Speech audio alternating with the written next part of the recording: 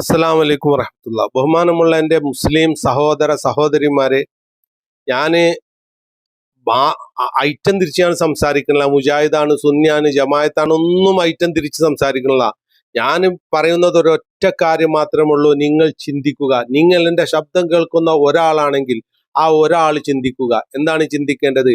അള്ളാഹു ഏകനാണെന്ന് നമ്മൾ വിശ്വസിക്കുകയും പരിശുദ്ധ ഖുർആൻ അള്ളാഹു അയച്ച ഗ്രന്ഥമാണെന്ന് നമ്മൾ വിശ്വസിക്കുകയും നാളെ മരണാനന്തരം പരലോകത്ത് അള്ളാഹു വിചാരണ ചെയ്യുകയും നിസാര കാര്യം നമ്മൾ വിചാരിക്കുന്നത് പോലെ അണുമണി തൂക്കം നന്മ ചെയ്യുന്നവർക്ക് അത് അവിടെ കാണാൻ പറ്റും, അണുമണി തൂക്കം തിന്മ ചെയ്താൽ അതും അവിടെ കാണും എന്ന് അള്ളാഹു പരിശുദ്ധ ഖുർആനിൽ നമ്മോട് പറഞ്ഞിട്ടുണ്ട്.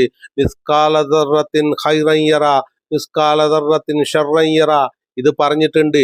ഈ പറഞ്ഞ് പഠിപ്പിച്ച് തരാൻ വേണ്ടി അയച്ച പ്രവാചകൻ സല്ലല്ലാഹു അലൈഹി വസല്ലമയുടെ ജന്മദിനം ഏത് രൂപത്തിലാണ് കൊണ്ടാടേണ്ടത് എന്ന് പരിശുദ്ധ ഖുർആനിലില്ല.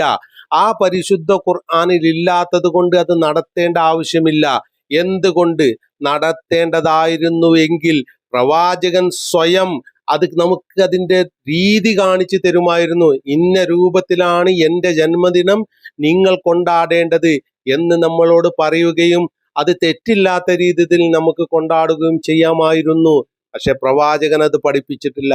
അതുകൊണ്ട് ദീനിന്റെ പേരിൽ നിങ്ങളുണ്ടാക്കുന്ന പ്രവാചകന്റെ ജന്മദിനം അത് ഇസ്ലാമിന് അന്യമാണ്. ആര് ചെയ്തു എന്ന് നമുക്ക് പ്രസക്തിയില്ല. പ്രവാചകൻ കാണിച്ചു തന്നിട്ടുണ്ടോ? അതാണ് നമ്മൾ നോക്കേണ്ടത്. ഖുർആനിലുണ്ടോ? അതാണ് നമ്മൾ നോക്കേണ്ടത്. നേർക്ക് നേരെ തന്നെ പറയണം. ഏതെങ്കിലും ഒരു ആയത്ത് ഉദ്ധരിച്ചിട്ട് പറയല്ല. പ്രവാചകൻ ഈ ആയത്ത് ഓതിക്കൊണ്ട് തൻ്റെ ജന്മദിനം നടത്താനുള്ളതാണ് എന്ന് പറയണം. അത് മാത്രമല്ല, പ്രവാചകൻ അത് കാണിച്ചു തരണം ഏത് രീതിയിലാണ് അത് ചെയ്യേണ്ടത് എന്ന്. കാരണം ദീന് പഠിപ്പിക്കാൻ വന്ന പ്രവാചകനാണ്, മൗലിയമാരല്ല.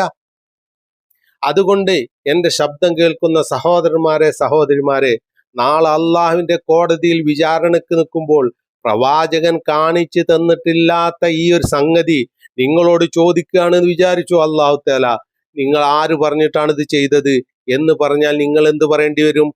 നബി പറഞ്ഞിട്ടില്ല, പരിശുദ്ധ ഖുർആനിലും ഞങ്ങൾ കണ്ടിട്ടില്ല, മൗലിയർ പറഞ്ഞത് ഞങ്ങൾ ചെയ്ത്. അത് ദീനാകുവോ? ആവുമോ? ആവൂലേ എന്ന് നിങ്ങൾ ചിന്തിക്കുക.